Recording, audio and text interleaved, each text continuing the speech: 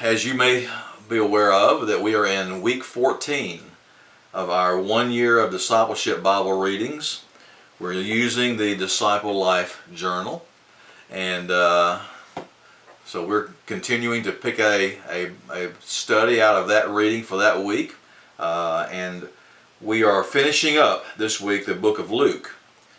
Now, the interesting thing is that we've started with Matthew 14 weeks ago, so now we're completing this week reading of the complete reading of Matthew, Mark, and Luke, which is what we call the Synoptic Gospels, and beginning the book of John. My name is Dave Ketchen.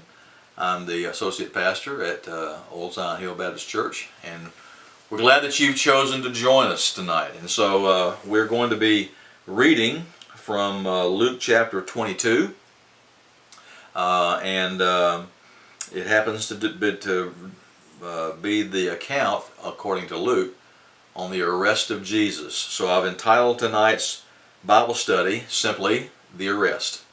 But we're in Luke chapter 22, verses 47 to 53. If you have your Bibles and want to read along, I invite you to join us. Otherwise, the passages will appear on the screen. All right, Luke 22, verses 47 to 53. While he was still speaking, a crowd came up, and the man who was called Judas, one of the 12, was leading them. He approached Jesus to kiss him. But Jesus asked him, "Judas, are you betraying the Son of Man with a kiss?" When Jesus' followers saw what was going to happen, they said, "Lord, should we strike them with our swords?" And one of them struck the servant of the high priest, cutting off his ear. But Jesus answered, "No more of this." And he touched the man's ear and healed him. Then Jesus said to the chief priests, the officers of the temple guard, and the elders who had come for him, "Am I leading a rebellion that you have come with swords and clubs? Every day I was with you in the temple courts, and you did not lay a hand on me. But this is your hour when darkness reigns."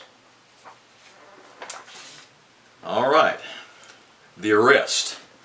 The account, according to Luke, and it's in all of the Gospels, of Jesus being arrested. What we're going to look at tonight are the principal characters who were present at the arrest, and what their character was, what they were doing, and why they were doing it, and those kinds of things. Probably not too many Bible studies or sermons are preached on the arrest, because I don't know that I've heard a whole lot of that, but just to try to imagine the sheer drama and the sheer intensity of what took place in the garden that night when the temple authorities showed up to arrest Jesus. The pressure, the tension on everybody concerned. It was a point of high drama. And so what we're going to look at tonight is the characters who were there and how they were responding to this drama. Jesus had been telling the disciples all along, that I'm going to Jerusalem to die. Luke is an excellent step-by-step account of Jesus traveling to Jerusalem and the events of the crucifixion week up until his crucifixion and ultimately his resurrection. And so we have some characters here that in light of the overarching truth, the overarching reality is that God has said, and part of his plan for redemption of us, the salvation of us, had to include this event. Jesus had to be arrested. And so God's purposes are being played out here. They're being played out in a way that on the surface it's not a very pleasant consideration. It's not a pleasant observation, full of drama, but the disciples and Jesus have been talking about the fact that God is in control of this and all of this is going to happen. The disciples didn't understand what he was saying. It was only after his resurrection that they really understood and remembered these things. But the overarching truth here is that God is in control, even of this. And the story unfolds as the characters in this drama and how they're responding to a series of events that God has said must and will take place. So the first thing we're going to do is that we're going to look at the types of characters and talk about how they responded to this very highly charged and highly dramatic event. The first one we're going to look at is old Judas himself. Judas the traitor. He responded to this event. He is the one who abandoned God. Just a few hours earlier, at the Last Supper, all of this was taking place within a very short span of time. Just a few hours earlier, at the Last Supper, Jesus says to the 12, one of you is going to betray me. All of the Gospels give various perspectives of who said what when and how they reacted and this kind of thing. And so Luke says that during this time, the Passover meal, that Satan entered Judas. We have a hard time kind of imagining that, but that's what Luke says, that Satan entered Judas. Jesus, in other gospel accounts, had a short conversation with him and told him, what you're going to do, go do quickly. And he left and went out, and everybody wondered where he went. And all those kinds of details are in there. But Satan entered him. Now, in modern movies, Cecil B. DeMille type movies, where the Passion of the Christ is being talked about, a lot of attempt is made to analyze what motivated Judas's behavior. How could a guy spend 3 years with Jesus and betray him? All kinds of theories are put forth. He was actually a Jewish patriot, and he felt like that he was pressing Jesus' hand and trying to get him to declare himself king, throw out the Romans, set up the kingdom of Israel again. Oftentimes in movies, that's portrayed as he's never really talked about and portrayed as just a guy who out of greed and desire to make choices contrary to Jesus' teaching, he's hardly ever portrayed that way. He's kind of portrayed as a pathetic character that had other motives that really in some ways were noble but misguided. All right? But Scripture doesn't really portray Judas that way. It portrayed him as a guy who was greedy and wanted money, and that he approached the religious leaders and said, how much will you pay me to hand him over to you? They struck a deal. He goes back during during the Passover meal. Satan enters him. Interesting idea is that Satan cannot enter into anybody unless there's an open door. Satan didn't overwhelm him, didn't overpower him, didn't sneak in behind the curtain. It was a choice that Judas made. And Jesus said it would be better for this person not to have even been born than to betray the Son of God. Strong, strong words. So here's Judas in this charged environment, this highly emotional, highly charged event where he has to be the one to identify Jesus there in the dark to the temple authorities so that he could be arrested. So Judas the traitor responded to the overarching plan of God. He's the one who abandoned God. Then we have the religious leaders. They always get a bad rap. These are guys that had 3 years of questioning Jesus, 3 years of examining him, 3 years of watching his work, his miracles, his teachings on the kingdom of God, and progressively they hardened their hearts.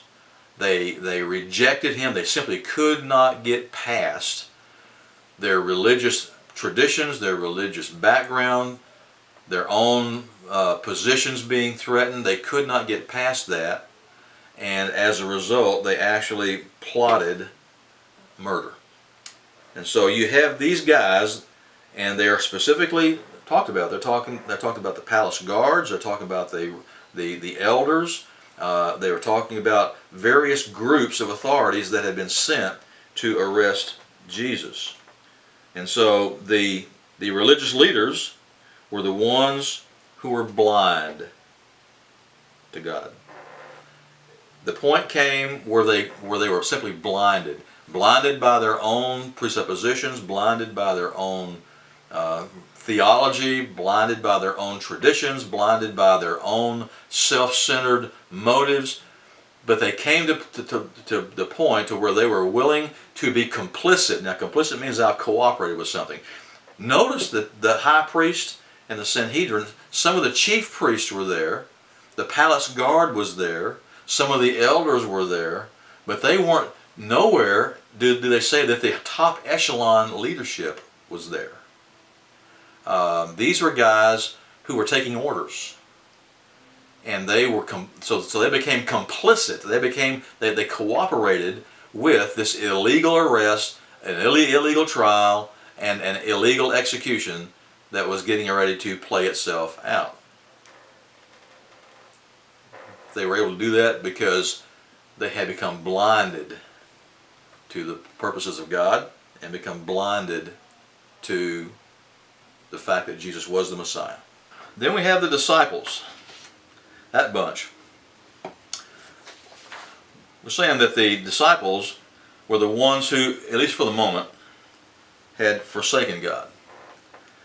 If any group had been given ample information about what was going to take place, it was the disciples. Even in matters that took place just a few hours earlier, Jesus during the Passover meal was telling them point blank, the time is now. I will not eat food again until the kingdom of heaven has been established. I will not drink wine again until the kingdom of heaven is established. What is getting ready to happen is getting ready to happen quickly. I mean, all that's in the book of Luke, just a chapter or two before. And they didn't get it, you know. And so when the pressure hit, the time came for the arrest, highly charged, highly emotional. What did they do? They abandoned God. They abandoned. But it went in a little bit of a different order than just, you know, in the movies they all go, ah, and run away. Every once in a while a movie will show, you know, Peter cutting the ear of the high priest Malchus, I think the guy's name was, off. You know, those will be seen. What's that all about? Okay, so when the pressure came, they abandoned God and they fled. But there were some other things that they did during that time that didn't last real long. They passed very quickly. But one of them was directly related to something that Jesus had said just a few hours earlier in the chapter 21 of Luke. Okay, so they're getting ready to go out to the Mount of Olives. The Passover is over. Jesus has essentially instituted the Lord's Supper. You know, he gave a new expanded meaning of the bread, gave a new expanded meaning of the wine. The bread is my body, the wine is my blood. And so Judas wasn't there for that. They were eating the meal, and then Judas left before Jesus instituted what today we call communion or the Lord's Supper. But so now they're getting ready to go out to the Mount of Olives. All right. Then Peter says, I am ready to go with you to prison, even to death. And Jesus answered, he said, I tell you, Peter, before the rooster crows today, you will deny me 3 times that you even know me. We're very, very familiar with that one. Then Jesus said to them, when I sent you out without purse, bag, or sandals, did you lack anything? What he's referring to is the sending out of the 12 and later on 72 in Luke chapter 10, where he is empowering them to go into the villages of Israel, Judea, and preach the gospel. And he says, don't take a purse, don't take your sandal, don't take anything. I'll give you what to say. Find persons of peace and proclaim the gospel, because I'm going to be coming through there, and people are going to have a chance to respond. That's what he's referring to. The disciples went out, they healed the sick, they cast out demons, they came back and reported God. Even the demons responded to us. Tremendous story. We don't spend a lot of time teaching on that aspect of it very often, but that was a significant thing, and that's what he's referring to. When I sent you out without purse or bag or sandal, did you lack anything? And they said, nothing. And then he said this, then Jesus said to them, but now, if you have a purse, take it, also a bag. And if you don't have a sword, take your cloak and sell it and buy one. Okay? It is written that he was numbered among the transgressors, and I tell you that this must be fulfilled. Yes, it is written about me, and what is written about me is reaching its fulfillment. What did Jesus say to the guards when they came to get him? Am I a rebel? Am I here leading a rebellion? I spoke in the temple courts and you did nothing, and so you come at night with swords and clubs. They came to him as if he were a transgressor.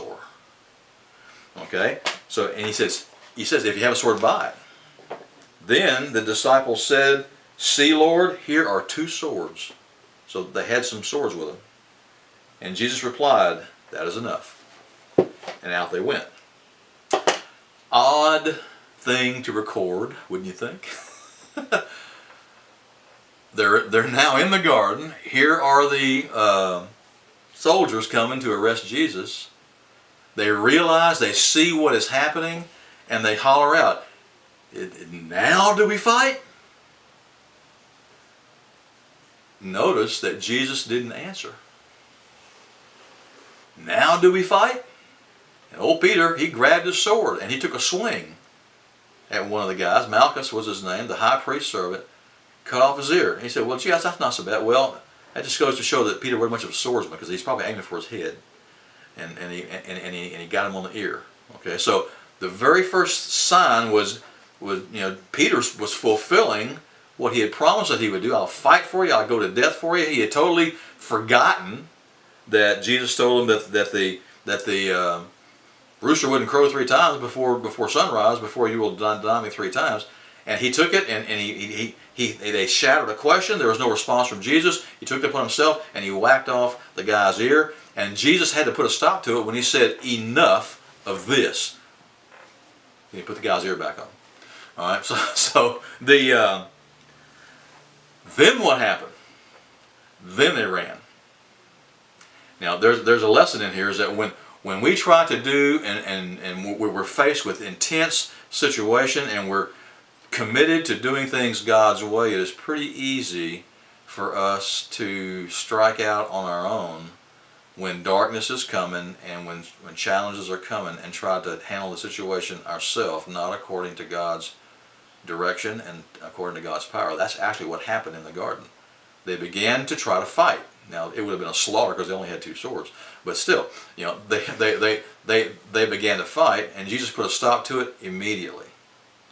And he said, he said to the guards, he said, going back to our verses for tonight, he said to the guards, every day I was with you in the temple courts, and you made no attempt to touch me. But this is your hour when darkness reigns. Jesus was yielding himself to the darkness that was overtaking the entire situation that would lead to his death. The disciples were the ones who, for the moment, abandoned God. Now, these guys, after the resurrection, couldn't be run off. They were thoroughly convinced, and they were going to act out according to what Jesus had said. That was the third group. The fourth group that is here is Jesus himself, and he is the only one in the scene who remembered and obeyed what God's purposes were. He had just finished praying in the garden, asking God to remove this cup from him if it was God's will, but nevertheless, not my will, but yours be done. Luke records that during that prayer time, an angel came and ministered to Jesus, gave him encouragement and strength to face what was just getting ready to happen. There's ways to respond to intense situation, especially when it seems like darkness is overcoming righteousness in the world. There's a lot of that going on today. It looks like darkness is winning, and situations are going to arise that are going to be dramatic and challenging. So as we as Christians, are we going to be the ones who abandon God? Are we going to be the ones who are blind to what God is doing? Are we going to be the ones that for the moment forget God? Or are we going to be the ones to remember and obey God? In our disciple lifetime, we spend time making space with God or for Jesus in our life. Sin to confess, promise to claim, attitude to change, command to obey, example to follow. I'm going to put this up on the screen for just a minute. Take a minute and review the slide of the 4 responses in a highly charged environment with something going on that is evil in its motivation. It seems to be against what God wants, and it can be very, very challenging to behave according to God's instructions. Is there a sin to confess, a promise to claim, an attitude to change, a command to obey, or an example to follow?